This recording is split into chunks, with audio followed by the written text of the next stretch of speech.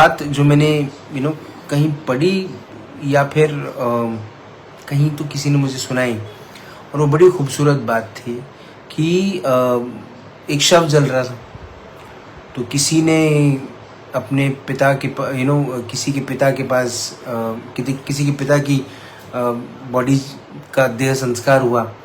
वो लड़का आकर अपने पिता के जलते हुए शव को देख रहा था। कोई आया और उसने उससे पूछा कि तुम्हारे पिता थे? तो उसने कहा कि नहीं, एक लाइब्रेरी थी, एक लाइब्रेरी थी जो जल रही है।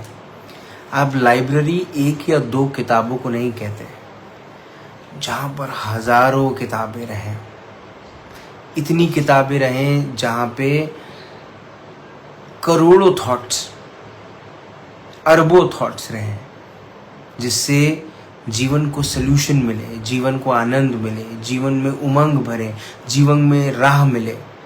ऐसी जब लाइब्रेरी जलती है तो उसका दुख आप जितना भी जताएं, जितना भी बताएं, वो कम होता है। एक व्यक्ति जब इस पड़ाव पर पड़ता है, जाता है जहाँ पे वो ये कहे कि मेरे बाल धूप में सफ़ेद नहीं हुए हैं, जो कर्म है ना, जो कर्म है वो इसे सफ़ेद करता है। बीमारी करती है वो बात अलग है, बीमारी वाला फैक्टर अलग है, लेकिन ये जो बाल सफ़ेद जब होते हैं ना, ये एक एक्सपीरियंस के साथ होता है। और आप किसी के एक्सपीरियंस को, आजकल तो एक्सपीरियंस को पैसों के साथ तोला जाता है, लेकिन आप तोल नहीं सकते। हम अपने बुजुर्गों के सामने में कितना भी स्मार्ट बने, कितना भी एआई बताएं, लेकिन आप उनके एक्सपीरियंस को, उनकी बात को, उनके बातों की डेप्थ को तोल नहीं पाएंगे। दुर्भाग्य की बात यह है कि हम एक ऐसे देश में रहते हैं जहाँ पर संस्कारों की जो बात होती है ना, वो पूरे विश्व में होती है। विश्व गुरु भारत को इसलिए नहीं कहा जाता क्योंकि यहाँ पर बहुत सारे कोर्सेज हैं और यहाँ पे बहुत सारी यूनिवर्सिटीज़ हैं। यहाँ सबसे पुरानी यूनिवर्सिटी नालंदा है। नहीं, इसलिए नहीं कहा जाता।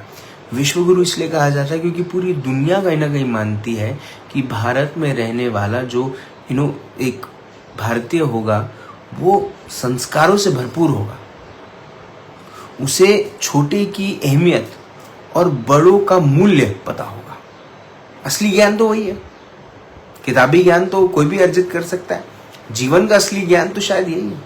मूल मंत्र जो है वो यही है, और यही मूल मंत्र में अब भारत भी उन देशों में अपना नाम शुमार कर रहा है जहाँ पर सीनियर सिटीजन्स को एक समय के बाद एक गाड़ी आती है और बैठा के लेके चले जाते हैं। ये जो साइलेंस है, ये टेक्निकल प्रॉब्लम नहीं, ये मेंटल प्रॉब्लम है। इस साइलेंस को अपने अंदर महसूस कीजिए और सिर्फ अपने आप से ये पूछिए कि क्या आपके घर के बड़े आप पर बोझ हैं?